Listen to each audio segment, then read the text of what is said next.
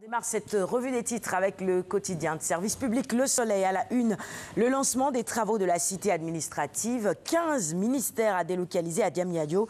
10 000 agents vont y travailler. L'État économise 6,5 milliards de francs CFA en location. La fin des travaux est prévue pour la fin de l'année 2018. Autre titre à la une du quotidien national Le Soleil ce matin. Eh bien, la messe de la Nativité à la cathédrale.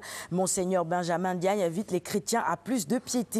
Seydou Gueye sur l'arrêt des projets israéliens. Le gouvernement n'a pas été officiellement saisi. C'est donc une déclaration du ministre porte-parole du gouvernement, Seydou Gueye, que l'on retrouve donc à la une du Soleil. L'intégralité, évidemment, dans les colonnes du Soleil du jour. Mbagnick Ndiaye, ministre de la Culture, parle également dans les colonnes du Soleil ce matin. Il dit « Tout est fait prêt pour le succès du FESNAC ». Le FESNAC qui démarre aujourd'hui. Aujourd'hui, je crois. C'est le 26, hein? Le 26, c'était hier. Donc, il a démarré justement hier.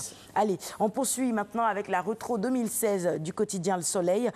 Pouvoir et politique, fil du dialogue renoué en mai dernier. Et puis, phosphate de pire. La CFOS va investir 200 milliards de francs CFA et 1000 emplois sont attendus. Autre quotidien. Le Premier ministre israélien rappelle son ambassadeur et gèle sa coopération avec Dakar. Réaction de Benjamin en cause la résolution contre la colonisation de la Palestine. On passe à un tout autre quotidien. Enquête cette fois-ci, toujours sur cette même actualité. Représailles d'Israël contre le Sénégal. La loi du talion, titre nos confrères de Enquête.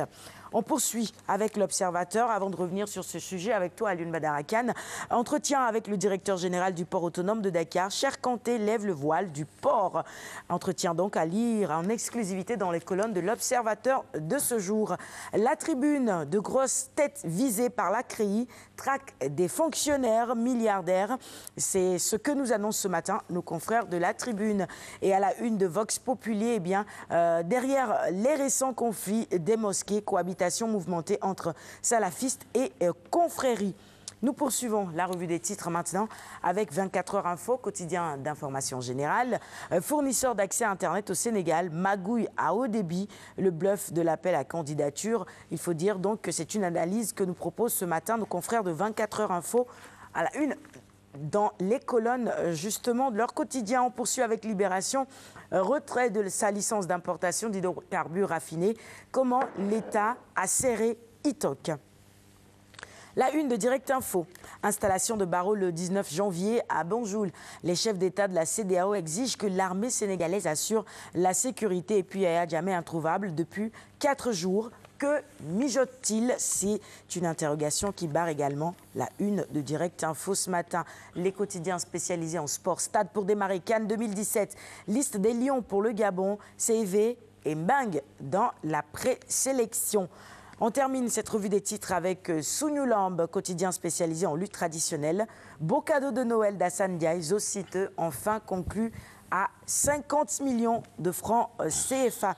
Voilà, ce sera tout pour la revue des titres de ce matin. Et puis, comme je le disais à Alioune Badara Kane, on revient sur cette tension entre Israël et le Sénégal avec le rappel de l'ambassadeur. On devrait dire une tension entre Israël et le reste du monde, parce que ce n'est pas seulement le Sénégal, c'est l'ensemble des États, en tout cas, qui ont siégé